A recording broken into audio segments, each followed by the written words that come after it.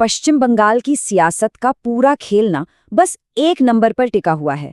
एक ऐसा आंकड़ा जो ये तय कर सकता है कि 2026 में बंगाल की सत्ता किसके हाथ में होगी, ममता बनर्जी या फिर बीजेपी। तो चलिए आज इसी 10% की पहेली को सुलझाते हैं। जी हाँ, ये नंबर है 10%। आपको शायद ये सिर्फ एक छोटा सा नंबर लगे, लेकिन पश्चिम बंगाल की सत्ता की लड़ाई को समझने की चाबी यही है। और सच कहें तो बीजेपी के लिए सबसे बड़ी चुनौती भी यही है। तो देखिए 2021 के जो विधानसभा चुनाव हुए थे उसमें तृणमूल कांग्रेस को मिले करीब 48.5% वोट और बीजेपी को मिले 38.5%। तो ये जो सीधा सीधा 10% का गैप है ना, बस यही वो खाई है जिसे पाटने का चैलेंज बीजेपी के सामने 2026 में खड़ा है। लेकिन सवाल ये उठता है कि बीजेपी इस मुकाम तक पहुंची कैसे। मतलब बंगाल की पॉलिटिक्स में उसका जो सफर रहा है वो किसी रोलर कोस्टर राइड से कम नहीं है, जिसमें एक जबरदस्त उछाल भी है और फिर हाल ही में बड़ा झटका भी लगा है। जरा इन आंकड़ों पर नजर डालिए। 2014 में पार्टी का वोट शेयर था महज 17% के आसपास, और फिर 2019 में तो जैसे रॉकेट ही लग गया, सीधा 40% के पार। 2021 में थोड़ी गिरावट हुई, पर फिर भी वो मुख्य विपक्षी दल तो बने ही रहे।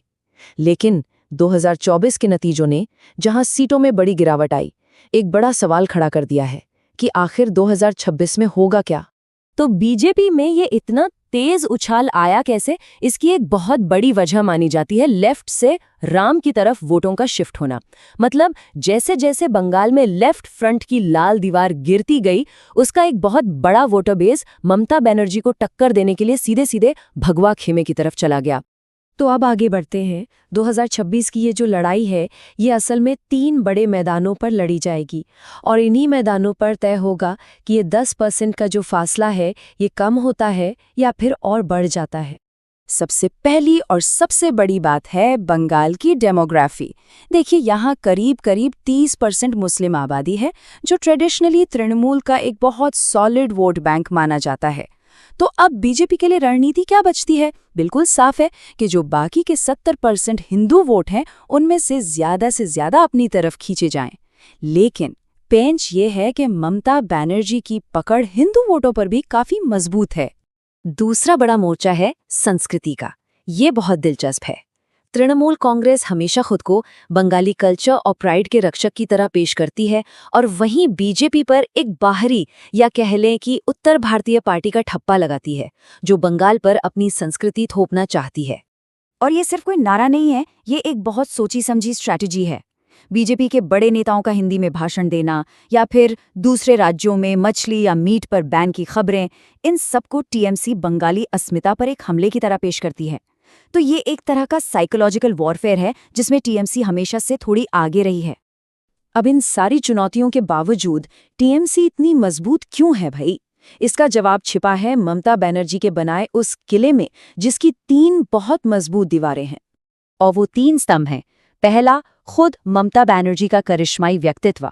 दूसरा, उनकी वेलफेयर स्कीम्स जो सीधे सीधे लोगों तक पहुंचती हैं। और तीसरा, एक बेहद मजबूत grass root organisation. Mamata Banerjee का ये एक बयान ही सब कुछ कह देता है।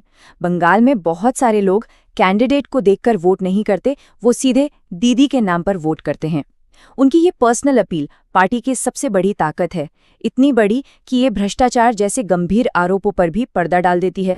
दूसरी बड़ी ताकत है इन कल्याणकारी योजनाओं का जाल, खासकर लक्ष्मी भंडार जैसी स्कीम्स, जिनके जरिए सरकार सीधे महिलाओं के बैंक अकाउंट में पैसा डालती है। ये एक ऐसी ढाल बन चुकी है जो बेरोजगारी और भ्रष्टाचार जैसे मुद्दों को भी काफी हद तक बेअसर कर देती है, क्योंकि लोगों में एक डर बैठ जाता है कि अगर सरकार बदली तो शायद ये पैसा आना बंद हो जाएगा। जैसे एक मिसाल के तौर पर लक्ष्मी भंडार योजना में जो पैसा देने का प्रस्ताव है, ये देखिए, ये रकम शायद आपको कम लगे, लेकिन बंगाल के कई परिवारों के लिए ये एक बहुत बड़ा सहारा है। और चुनावों से ठीक पहले इस रकम को बढ़ा देना ये टीएमसी का मास्टर स्ट्रोक रहा है। तो अब सवाल ये है कि बीजेपी इस मजबूत किले को भेदने के लिए आखिर कर क्या रही है? उनकी काउंटर स्ट्रैटेजी क्या है? और यहाँ एक बहुत मजेदार बात है, बीजेपी इन योजनाओं की आलोचना तो करती है, लेकिन साथ ही वो खुद भी इससे कहीं बड़ा वादा कर रही है। टीएमसी के लक्ष्मी भंडार के जवाब में बीजेपी ने वादा किया है अन्नपूर्णा भंडार का, जिसमें महिलाओं को हर महीने 3,000 रुपए देने की बात है। यानी अब लड़ाई वेलफेयर के वादों पर आ गई है। अच्छा, लीडरशिप के मोर्चे पर भी एक बहुत बड़ा फर्क है। दोनों पार्टियां ऊपर से तो सेंट्रलाइज्ड हैं, लेकिन टीएमसी के पास ब्लॉक लेवल तक मजबूत नेता और कार्यकर्ता हैं। वहीं दूसरी तरफ बीजेपी बंगाल में आज भी प्रधानमंत्री मोदी और अमित शाह जैसे राष्ट्रीय चेहरों पर बहुत ज्यादा डिपेंडेंट है। और बस यहीं बीजेपी की सबसे बड़ी कमजोरी सामने आती है। पहली बात तो ये कि ममता बनर्जी को टक्कर देने वाला कोई मजबूत लोकल चेहरा नहीं है। संगठन इतना कमजोर है कि कई बूथों पर पार्टी अपने पोलिंग एजेंट तक नहीं बिठा पाती।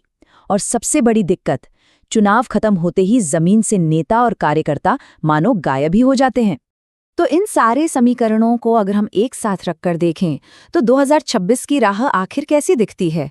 बंगाल की राजनीति का भविष्य हमें क्या संकेत दे रहा है? इसे हमें ऐसे समझना होगा। देखिए, बीजेपी के लिए ये लड़ाई 10% के वोट गैप को भरने की है, लेकिन तृणमूल कांग्रेस के लिए ये अपने वजूद को बचाने की जंग है। और इसीलिए ममता बनर्जी 1 इंच भी जमीन छोड़ने के लिए तैयार नहीं होंगी।